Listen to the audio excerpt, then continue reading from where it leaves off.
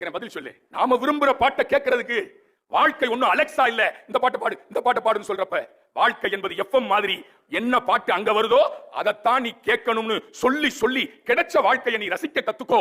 Adjust பண்ணி வாழ்ந்துக்கோ, adjust பண்ணி வாழ்ந்துக்கோ. வாழ்க்கை அப்படித்தாமா இருக்கும், பொறுத்துக்கோ பொறுத்துக்கோன்னு சொன்னதுனாலதான் சார் கைகாட்டி புதூர் என்கிற கிராமத்திலே எத்தனையோ ரிதன்யாக்களை நாம் இழந்திருக்கிறோம் என்பதை நீங்கள் மறந்துவிட முடியுமா?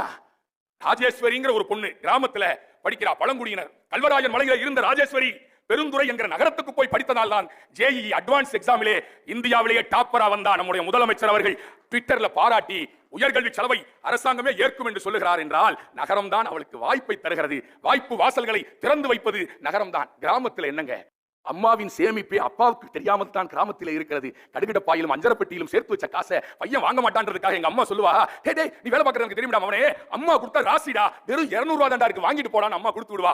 அந்த பாண்டியன் எக்ஸ்பிரஸ்ல தொடர் வண்டியில போகிற போது அம்மா கொடுத்த அந்த பண உருண்டைய அப்படியே அயன் பெட்டியில தேய்க்கிற மாதிரி தேய்ச்சி தேய்ச்சி எடுப்பேன். 3000 ரூபாய் இருக்கும், அம்மா 200 ரூபான்னு சொல்லுவா. அந்த கிராமத்து அம்மா பாசக்காரி தான்.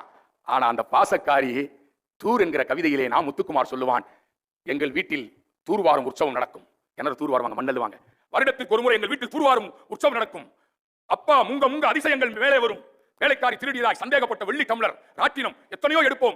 மண்ணுக்குள்ளே இருந்து சேருடா சேருடா சேருடா சேருடா சேரு என்று அம்மா சொல்லுவாள். மகிழ்ச்சி கலைக்க, சந்தோஷம் கலைக்க யாருக்கு மனசு வரும்? கவிதை முடிக்கிறப்ப சொல்லுவான், இன்னும் அம்மா கதவின் ஓரத்தில் இருந்துதான் அப்பாவோடு பேசுகிறாள். அப்பா ஏனோ மறந்து போனார், மனசுக்குள் தூர் எடுக்க என்று அந்த கவிதை முடியும் என்று சொன்னார்.